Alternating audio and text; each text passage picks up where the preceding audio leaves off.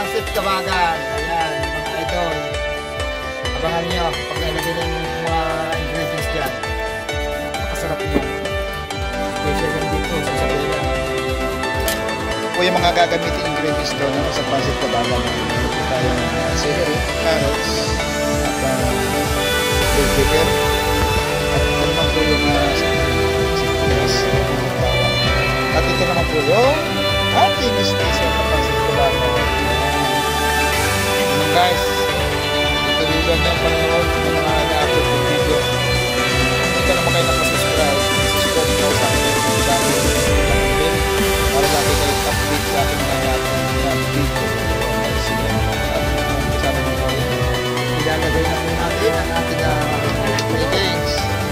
Ayos na nakulo na yan. Ayan. Yung siguro sa telepono. Ilalagay na. Hawakan man!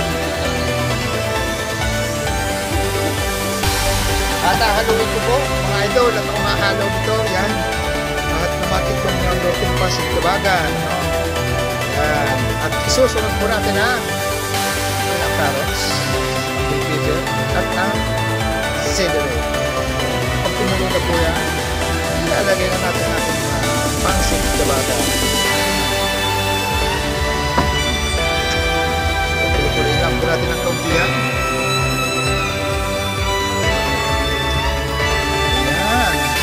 Ihalo daw mahal. Narinig niyo? Ihalo natin mahal. Ating masarap na Pancit Kabagan from Isabela. Grabe po yan. Masarap na luto dito. Walang hinahanap-hanap ko po yan. Lalo kung may sili at may mga masuka. Nagkakak talaga ho mga ito. Yan, sasarap. Ito.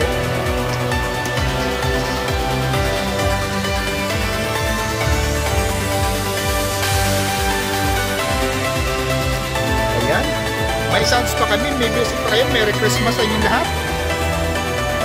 Hindi tayo makakapira niya dahil Merry Christmas. Ha?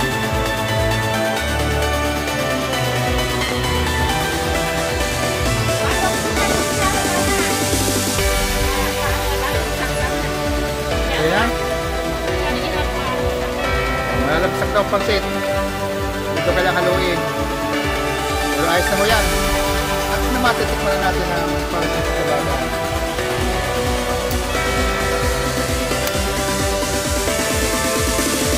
Okay na?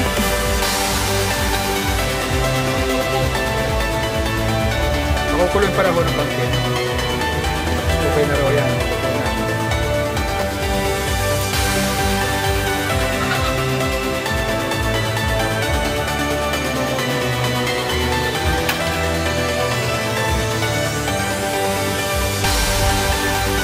Malapit ng kumulo yan mga idol.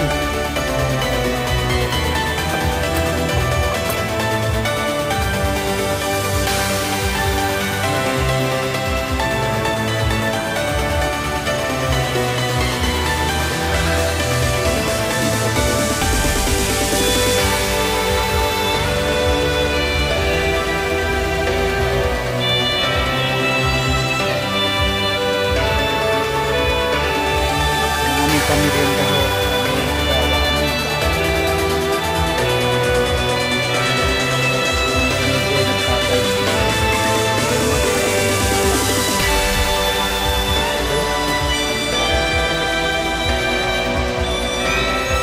Lalagyan pa mo yan ng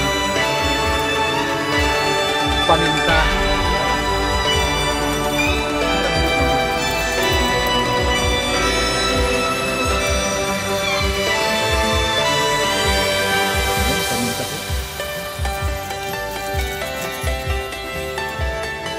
Ayan, at pag hindi kumulo na ayos na ho,